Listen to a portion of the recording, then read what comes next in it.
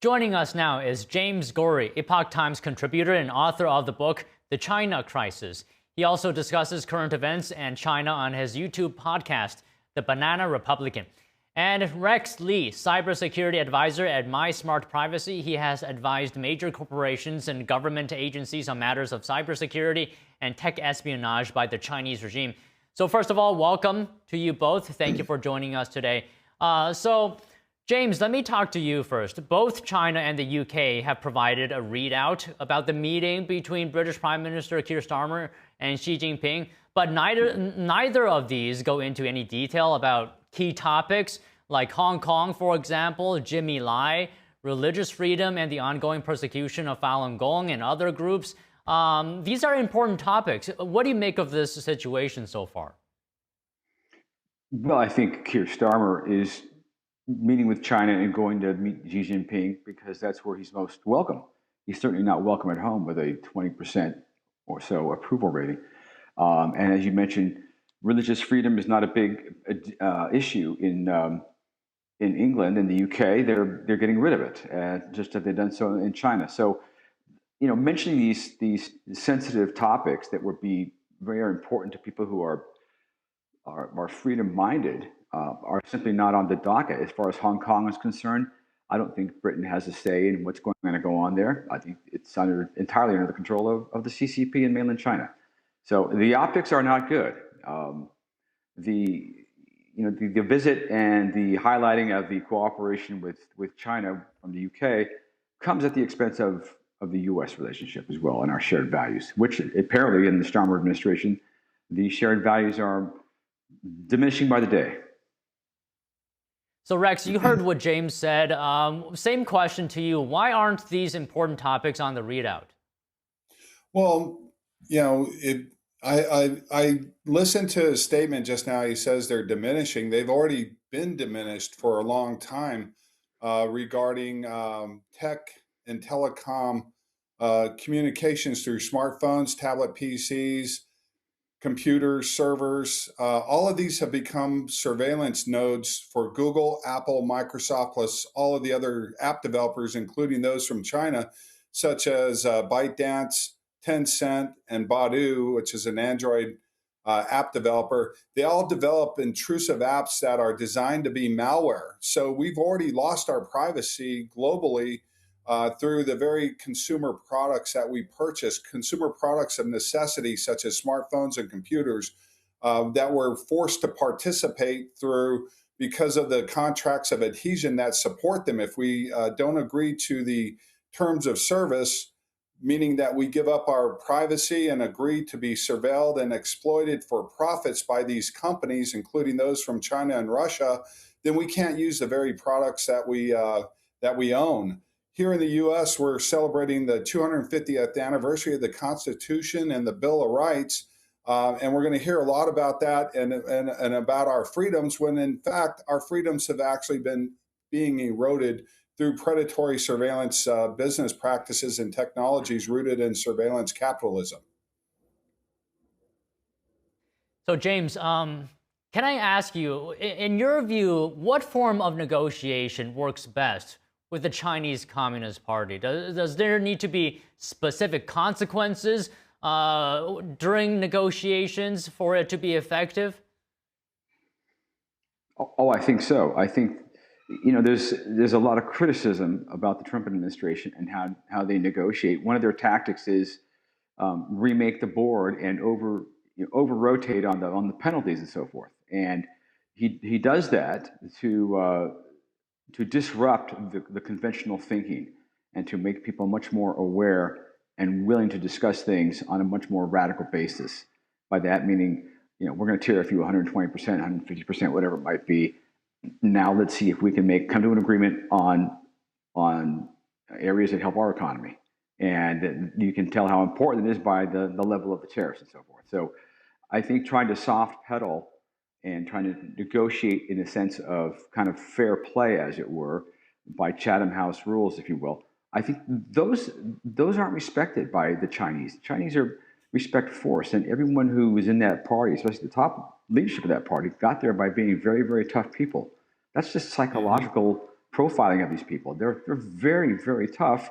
And the last thing you need to be seen as is someone who's, doesn't have it all together, or doesn't have the stomach to deal with the criticism and to negotiate very difficultly, very toughly at the outset.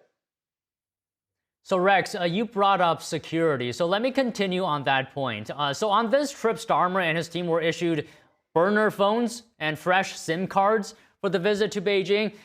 This does take place on some foreign trips. It wouldn't happen on visit to allied nations or Five Eyes alliance partners, right? So can you describe for us what types of surveillance methods would be used by China when foreign leaders visit? Well, they don't have to. Look, somebody asked me if, I was in a discussion about, is China in our telecom network? Are they in our telecom system? And I tell them they've been in there for a long while. Dating back to 2013, I reverse engineered a Samsung Galaxy smartphone and found what's called an interactive application permission command string, or a piggyback, or an SDK piggybacking code in my phone that said android.permission.baidu location services, which meant it was pre-installed, where Baidu paid Alphabet billions of dollars for that piggyback code so that I could be surveilled by these companies, which included Baidu, as a result of the pre-installed apps that I could not uninstall or control at that time. That led me to becoming an advisor for the DHS Science and Technology Division study on mobile device security. So they've been in our telephones since I discovered that, and before that, since the inception of the Android OS and this business model of selling access to the OS user to app developers all over the world. And so, regarding burner phones, they do connect to the internet, and the surveillance technology extends beyond the OS level and what's pre-installed below the BIOS to the actual internet in the form of web crawlers, web trackers, and these are all AI infused today. So you virtually cannot escape surveillance and data mining unless you're working off of a smartphone that's supported by Debian Linux OS, like Purism's Liberty phone. But then you're within the electronic components, there's backdoors in these electronic components. For instance, Intel chips also contain an OS backdoor in these chips, so you don't know unless the phone is completely manufactured in the U.S. with end-to-end electronics, meaning the electronics are manufactured in the U.S. There's plenty of ways to backdoor this thing, so nothing's secure today. Wow, that is really eye-opening and scary at the same time, that you're saying you can't really escape surveillance. But James, what are they trying to hope to record with this surveillance data? What are they going to do with it, the CCP? Well, I mean, look, I think they've obviously gotten a lot of it already, a lot of benefit out of it already. There are billions of dollars of IP theft and military theft in the UK from companies from China operating in the UK. Same situation here in the US. As your other guest pointed out, it's embedded and been embedded for years. Their Typhoon, cyber attack, cyber system, cyber methodology that's been in our common use programs for years and years, at least since 2020. Monitoring utilities and water power and military and defense systems. So what are they hoping to get? More of what they're getting. They're able to penetrate our deepest levels of technology, of defense systems, of planning, of political power. And by the way, they probably have some of the best politicians money can buy on both sides of the Atlantic. So Starmer's visit, did I call him Starmer? I should. Starmer's visit. Starmer just comes natural, I think, due to his inclinations. But Starmer's visit to China and to Xi Jinping has all the optics of, you put it in context. It's all the optics of fealty. The UK just approved this mega embassy from China, the largest embassy in Western Europe, in London. Why do they need such a huge embassy? Right smack dab in the middle of London. Why? At the same time, they're doing IP theft. At the same time, Starmer's arresting people for speaking out against his government. They're arresting people for online opinions. They're arresting Christians. They're arresting anyone who has any idea or any inclination to protest what's going on. And furthermore, Starmer has canceled elections for about 4.5 million people. Normal council elections that would certainly augur poorly for the Starmer support. So Starmer is behaving like Xi Jinping. He's in terms of freedom of speech, religious persecution, political persecution. It's all the way down the board. Surveillance. So why wouldn't he go to China? The optics are everything. This massive embassy, everything shows you exactly where Starmer lives, where his ideological homeland is. It isn't with the U.S. It isn't with the West. It's with China, and that's what this tells us. Mm-hmm. So I Rex, want to dovetail on that. I want to dovetail on that because you touched on a great point there, fealty. A lot of people, we hear about the tariffs that Trump put on TVs and consumer goods coming out of China because we're told by the Trump administration that this is about national security, just like we were told that TikTok at one time was going to be banned over national security. Yet we're still allowing Chinese companies to surveil and data mine us through our very phones and our computers that are connected to the internet for profit. What's a bigger cybersecurity threat? A tariff on a TV or allowing Chinese app developers such as Baidu, Tencent, DeepSeek AI, and ByteDance to surveil us through our phones and our computers?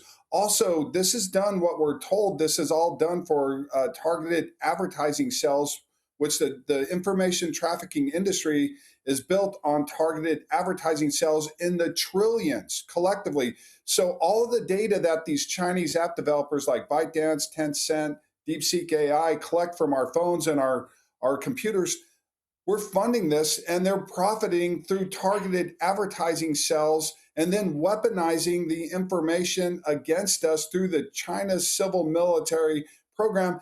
And we're building China's AI IP. Why? Because Google, Apple, and Microsoft control all three on-ramps to the global internet through the monopolization of the operating system. No one can connect to the internet unless they go on the on-ramp of iOS, Windows, or Android. And those companies, in turn, all the app developers in China that have weaponized this technology against us through China's civil military fusion program, are freely given the AI IP developed in the United States so that their app developers can develop in Android, iOS, and Windows. So we're funding this, and we're providing the AI infused app IP given to them for their social media platforms, their gaming apps, their retail apps like Shin and Temu. It goes on and on. So are they really a threat, or are they our trading partners? And we're only told they're a threat when they can leverage that for higher tariffs on everything else.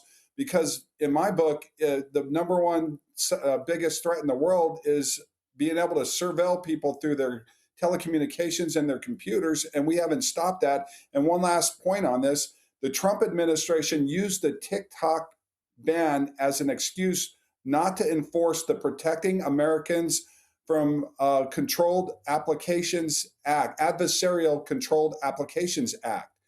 Again, that's the Protecting Americans from Adversarial Controlled Applications Act, which was upheld by the Supreme Court as the law of the land over a year ago, and they have not enforced that. And it wasn't about banning TikTok, it was about banning all of these AI-infused intrusive apps and platforms from China. Well, these are serious concerns, and I do hope there are some steps taken to mitigate, at least to a certain degree, the kind of concerns we're talking about today. Well, it was great to speak with you. One item on the tariffs, these tech companies from China with the billions of ad dollars that they're making profits through targeted advertising, there's no tariffs on that either. They're exempted. And also some of the components that are made for iPhones and other things, those too have been exempted from the tariffs as well.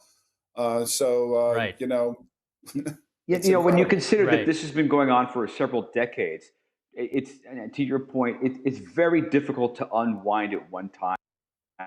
it's too interrelated, too interconnected Yes. to do it at one time. It's got to be a process. It's got to be I hear you, James. a longer term process there's going to be a lot of conflicts along the way. Well, all right. Great analysis from both of you. Thank you so much for your time. Really enjoyed it. Thank you. My pleasure. Thank you.